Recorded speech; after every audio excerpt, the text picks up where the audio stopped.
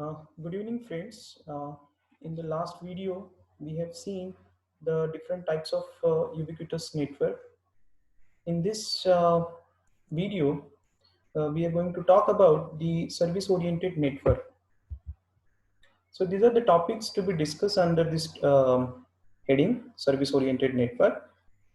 So we'll see what is the internetworking of heterogeneous network. We'll see the network dependent versus independent services.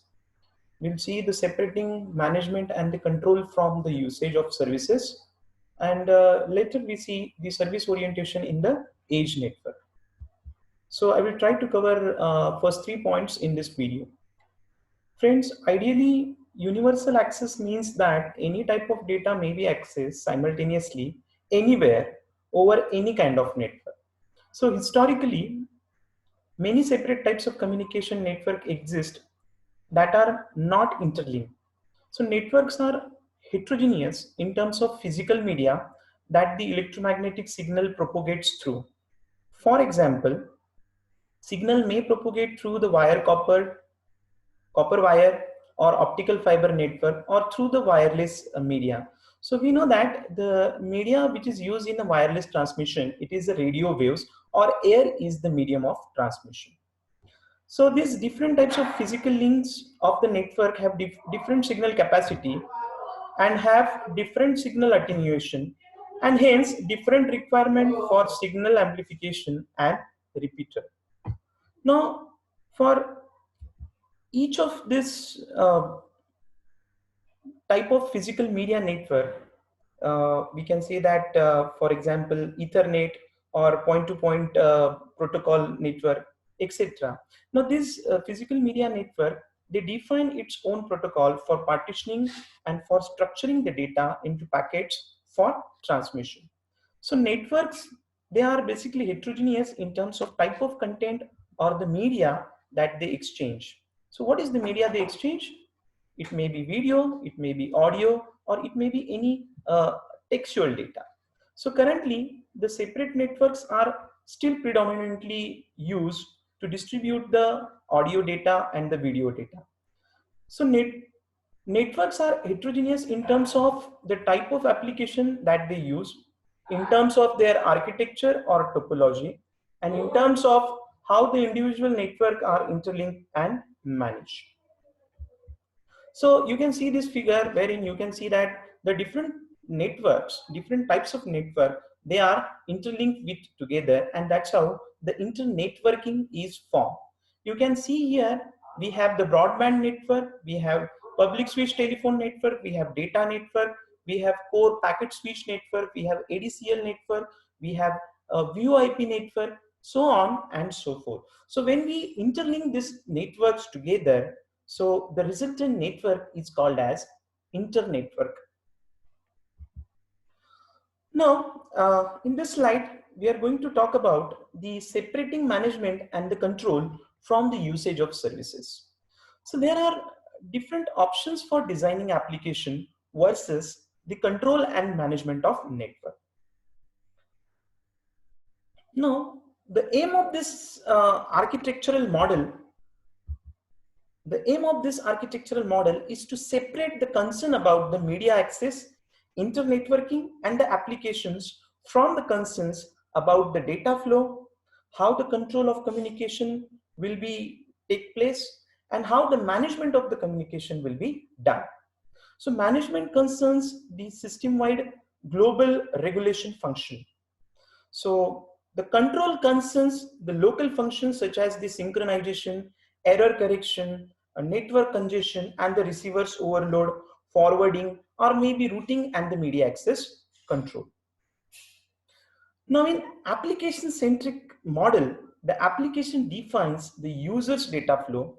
The control and the management are application driven, and application specific, this control and management, they are basically application specific. So all three things, they take place over a single communication channel, and which is shown in this figure. So in this figure, the data control and management which flows across the different layers in a simplified network model. So what are these different layers? You can see at the top there are application, so it's application layer. In the middle there is internetworking, that is a network layer, and at the bottom there is media access, that is the physical layer. So all these three functions, all these three entities, they have flow across these different layers, which starts from application to ends at media access. Now, with the in-band signaling, which is the part of data or a bearer's channel capacity, which must be reserved for control signaling. So alternatively, an additional channel needs to be used, which is sometimes referred as the out-of-band signaling. Okay. Now, in addition to in-band signaling, it may be easier for the user to accidentally or intentionally send the fake control signal to disrupt the services by using this out-of-band signal. So hence, PSTN networks which uses an out-of-band signaling system, which is commonly referred to as SS7, to control the telephone content messages. The TCP/IP or the FTP, that is the file transfer protocol, is the another example of a protocol that uses the separate channel for content exchange and for the control. In some of the system, each major application, it uses its own dedicated network. For example, the video broadcast network, audio broadcast network, it may be voice network, it may be data network, so on and so forth. And hence, the management is application specific. So as the multimedia content applications are becoming integrated into a single network, the management needs to be factored out of the applications and the network so that they can be applied across the network as well as they can be applied across the application. Now this leads to the idea of separate management plane and the design of application neutral management services. So this is what all about the separating management and control from usage. Okay, so we have seen what are the design advantages when we consider the separating the management and the control from the usage of services. Next, we'll see the network dependent services and network independent services. So traditionally, the different application services, they were integrated to some specific network because the different application needs the different level of support. For what purpose?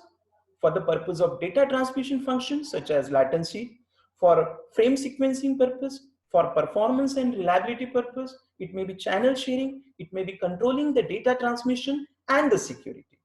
And that's the reason the network dependent services, they are more preferable in designing the ubiquitous application. Okay. In contrast to this network dependent services, the network independent services, they are more easy to implement. The reason is that the application developer, they do not need to worry what underlying network is used to provide these services or to support these services in the network transmission. So ideally, it is expected that the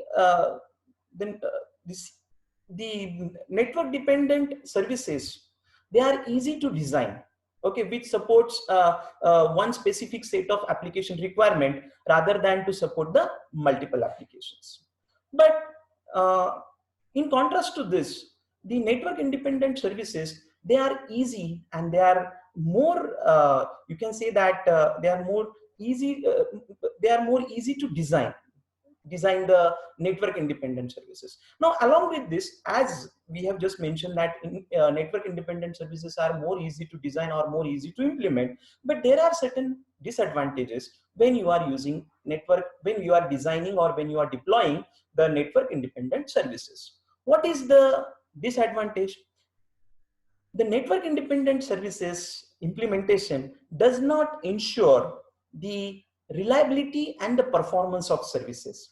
It also does not, the user or the application developer, they do not have any control over the data transmission, as the reason behind this is that the services are network independent.